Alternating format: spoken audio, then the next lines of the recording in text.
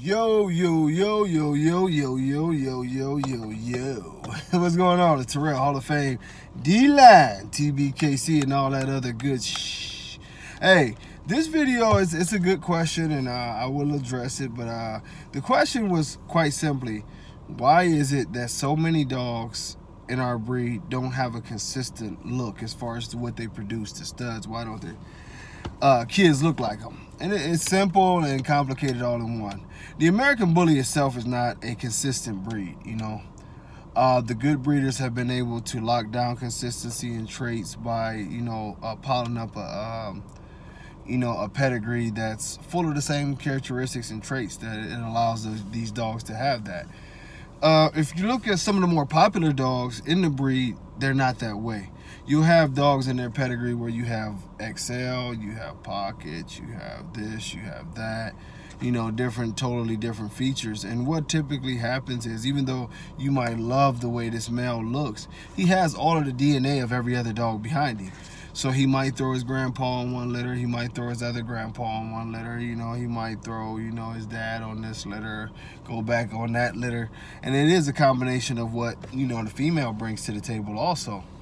But, the big problem is when you have dogs that are, say, 100-pound dogs, and they have grandparents who are 50-pound exotics and shit like that, you're bound to throw some different things that you weren't expecting to get because this dog's pedigree is not built properly. That's why I use the term pedigree stacking, because it's very simple. If we make the gene pool at every level, it's very similar as far as the physical characteristics.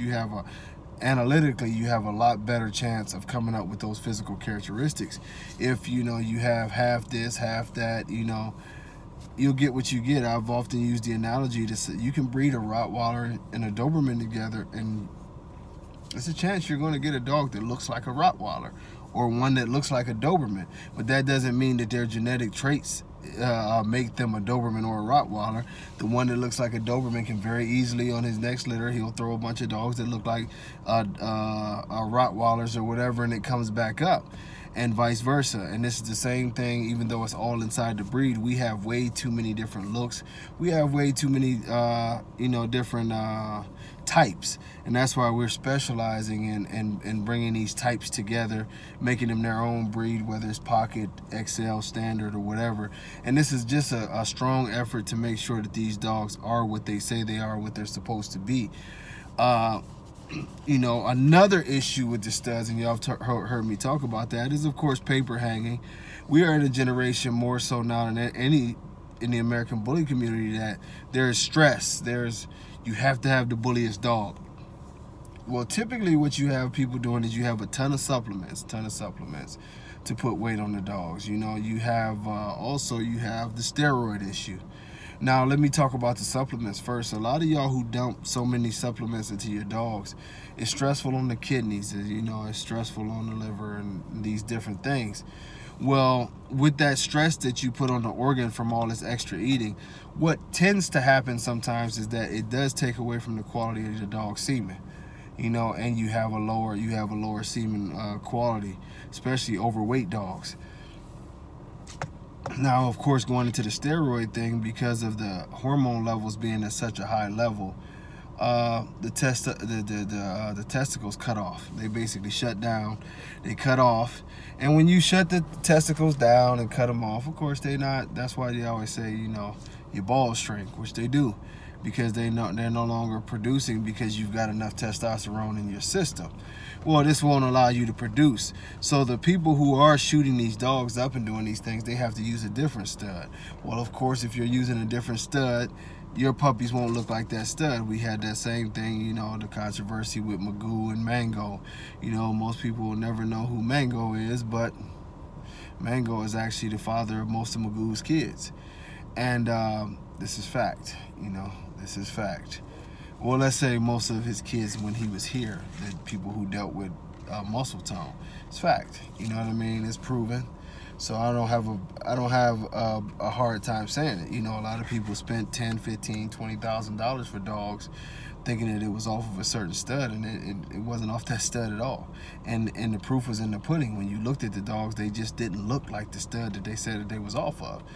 And you know, it's a price to be paid for that. You want a dog to be super big, super muscular at shows and look good and have an advantage over everybody so you can promote and sell your stuff. But at the same time, you sacrifice his balls, you know. It's the same reason why bodybuilders take a break from bodybuilding when the wives want to have kids and shit. You know, they got to cut down on the amount of shit they pumping into their system to be so big so that the balls can get back to working. And you know, these are the main factors as to why your puppies might not look like their stud. You know, the key is, and the reason why we've had success and continue to push a similar look here is because, for one, we line bred, so we have stacked pedigrees. But for two, if we see features that we don't typically agree with, we'll eliminate them. The next generation of dogs that I'm bringing into this camp, and we built this whole new setup, and you know, y'all see that maybe another 6 to 8 months where you'll see I have a whole bunch of damn puppies out here. It's like a whole puppy camp. But you know, the thing of it is that we are narrowing down to the type of special features that we want on every single dog. And I recommend that every program do that, not just the blood, but the features. Like, if you want dogs with big heads, you have to make sure that all your females have big heads. You have to make sure that the males you're using have big heads, and you have to make sure that genetically behind them, this was a trait that was being thrown. This is the way to lock a feature in, and that goes for any other feature on the body. You know, if these things are not locked in, you could throw, you know, a wine Reiner or some shit. I don't know. But man, I babbled on long enough about this topic. But you know, be very aware. Even when you're buying a puppy, be very aware. Ask for examples of what this stud produces. Ask for, you know, ask for a little background on the puppies and the parents and everything that you can get, so you can do your studying and your research to really put it all together and see what you're getting. You know, stop rolling the dice. If you see a 100-pound dog and his grandmother's an exotic, we know who that is.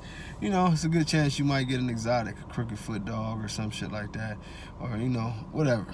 But until next time, man, God bless all y'all. If you're going through anything, you know, never forget to pray, never forget to keep your faith in God, and don't give up on yourself, and most importantly, don't give up on God, because he got your back. Until next time, peace.